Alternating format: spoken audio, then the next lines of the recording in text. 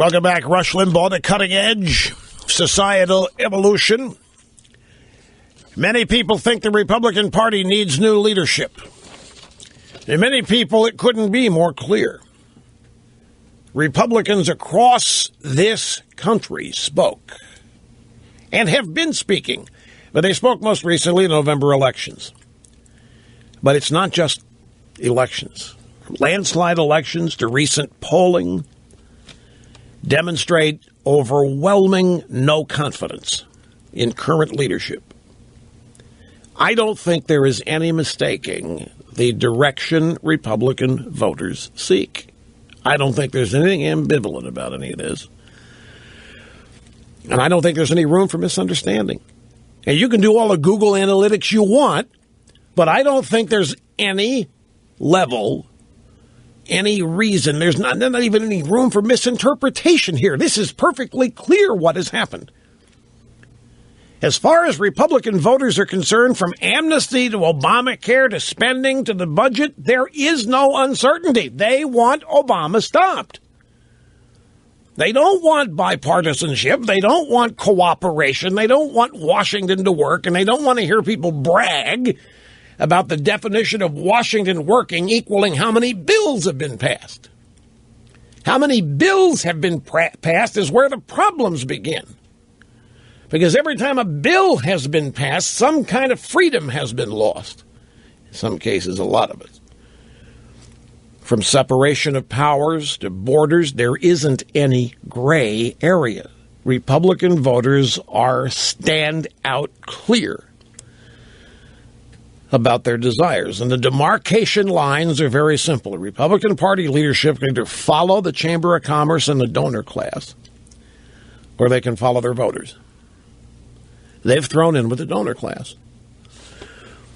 Now, the former speaker of whatever it was, the legislature, I think it was the speaker, some big muckety-muck out in California by the name of Jesse Unruh, or Unruh, as Willie Brown pronounced it, is the author of the phrase, money is the mother's milk of politics. And that's undeniable.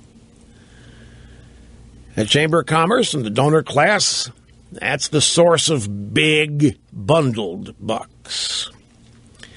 The kind of big bundled bucks that demand policy consideration in exchange for the big bundled bucks. Now, those of you who are individual donors, when added together, yours are big bucks too, but individually, you don't have the power that the head honcho of the Chamber of Commerce does. At least with this current Republican leadership.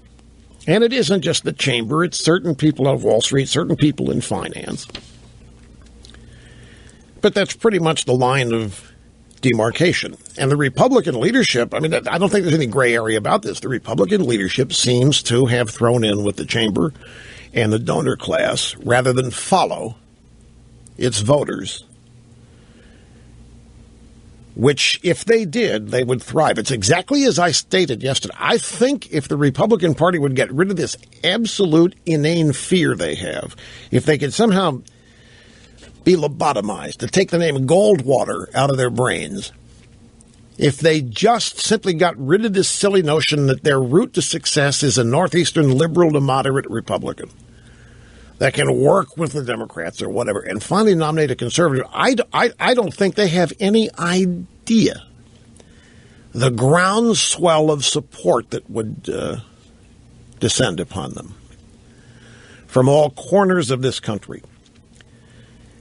Unfortunately, the people running the party don't like those who comprise the party. The Tea Party, the base. Let's face it.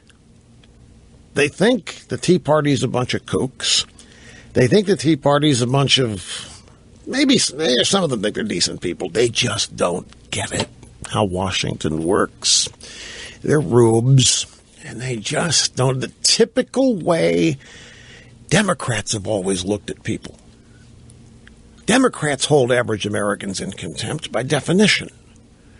Democrats look at individuals and see helplessness and hopelessness. And the Democrats believe that everybody needs to be saved from themselves because nobody has the guts or the ability to take care of themselves. And the Republicans are quickly morphing into the same attitude. Not about dependence, but almost with an air of superiority. Look at the body politic and say, yeah, they don't know what we do. They don't understand. They don't have the ability to understand what we do. They don't have the ability to understand how laws are made, blah, blah, blah. And so, the Republican Party, which used to have a real connection with the people who make this country work, Republican leadership's in the process of losing that connection, losing their audience is the term if this were media. It isn't media, it's politics. They're losing their base. They're losing the connection they have with their voters, who are the ones who really make this country work.